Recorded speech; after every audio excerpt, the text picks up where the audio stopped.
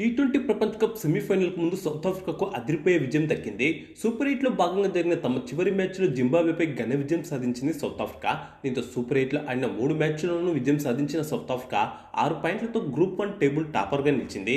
అలాగే ఈ టీ20 ప్రపంచ కప్లో ఇప్పటి వరకు ఒక్క మ్యాచ్ కూడా ఓడిపోయిన ఏకైక జట్టుగా సఫారీలు నిలిచారు. కాగా సౌత్ ఆఫ్రికా ఇప్పటికే సెమీస్ చేరిన సంగతి తెలిసిందే.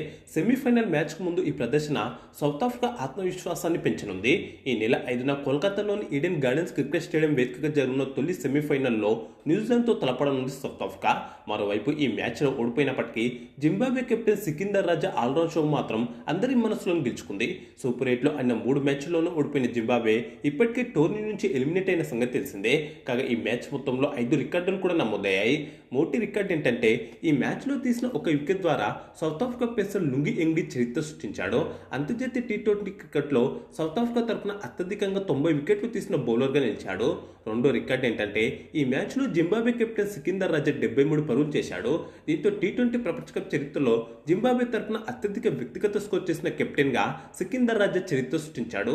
అలాగే మొత్తంగా జింబాబ్వే తరఫున 3వ అత్యధిక స్కోర్ కావడం గమనార్హం. మూడో రికార్డు ఏంటంటే టీ20 ప్రపంచ కప్లో అత్యధిక మ్యాచ్లు గెలిచిన రెండో కెప్టెన్గా సౌత్ ఆఫ్రికా నాయకుడు ఏడెన్ మార్క్రమ్ నిలిచాడు. కాగా మార్క్రమ్ ఇప్పటివరకు 15 మ్యాచ్లు గెలిచాడు. 21 మ్యాచ్లు గెలిచిన ధోని ఈ జాబితాలో మొదటి స్థానంలో ఉన్నాడు. నాలుగో రికార్డు ఏంటంటే ఒక టీ20 ప్రపంచ కప్ ఎడిషన్లో అత్యధిక సిక్స్లు కొట్టిన 3వ జట్టుగా సౌత్ ఆఫ్రికా నిలిచింది. కాగా ఈ ప్రపంచ కప్లో సఫారీలో 62 సిక్స్లు బాదారు. చివరిగా 5వ రికార్డు ఏంటనే విషయానికి వస్తే ఒక టీ20 ప్రపంచ కప్లో 50+ స్కోర్ చేయడంతో పాటు 3 వికెట్లు తీసిన 6వ ఆల్రౌండర్గా సికిందర్ రాజా నిలిచాడు. ఇక ఇప్పుడు ఈ మ్యాచ్ ఎలా జరిగిందనే విషయానికి వస్తే ఢిల్లీలోని అరుణ్ జైట్లీ క్రికెట్ స్టేడియం వేదికగా జరిగిన ఈ మ్యాచ్లో టాస్ గెలిచిన జింబాబ్వే ముందుగా బ్యాటింగ్ ఎంచుకుంది. నిర్ణీత 20 ఓవర్లలో 7 వికెట్ల నష్టానికి 153 పరుగులు చేసింది జింబాబ్వే. ఆఫ్ సెంచరీ చేసిన కెప్టెన్ సికిందర్ రాజా భారీ ఇన్నింగ్స్తో చెలరేగాడు. 169 స్ట్రైక్ రేట్తో విధ్వంసం సృష్టించిన సికిందర్ రాజా 8 4లు 4 సిక్స్లతో 43 బంతుల్లోనే 73 పరుగులు చేశాడు. మిగతా బ్యాటర్లు ఎవరు పెద్దగా ఆకట్టుకోలేకపోయారు. 26 పరుగుల అజయ్ ఇన్నింగ్స్ ఆడిన క్వీనెమ్ మాదాండే చివర్లో పర్వాలేదనిపించాడు. Brian Bennett 15, Dion Myers 11, Marumani 7, Brad Evans 8, Ryan Burl 5, Tony Munyonga 2 పరుగులు మాత్రమే చేశారు.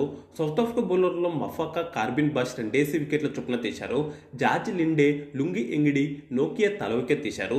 అనంతరం 154 పరుగుల లక్ష్యాన్ని సౌత్ ఆఫ్రికా ఎలాంటి టెన్షన్ లేకుండా 17.5 ఓవర్లలోనే 5 వికెట్లు మాత్రమే కోల్పోయి ఛేదించింది. ఒకానొక దశలో 101 పరుగులకి సగం వికెట్లు కోల్పోయినప్పటికీ లిండే, స్టబ్స్ విజయానికి కావాల్సిన మిగిలిన పరుగులను సాధించారు. దీంతో ఈ మ్యాచ్లో సౌత్ ఆఫ్రికా 5 వికెట్ల తేడాతో విజయం సాధించింది. 18 బంతుల్లోనే 42 పరుగులు చేసిన డేవాల్ బ్రేవిస్ టాప్ స్కోరర్గా నిలిచాడు. లిండే 30, రికెల్టన్ 31, స్టబ్స్ 21, మిల్లర్ 22, మాత్రం 4 పరుగులు చేయగా డికాక్ డకౌట్ అయ్యాడు. జింబాబ్వే బౌలర్లో సికిందర్ రాజా బౌలింగ్లోనూ 3 వికెట్లతో చెలరేగాడు.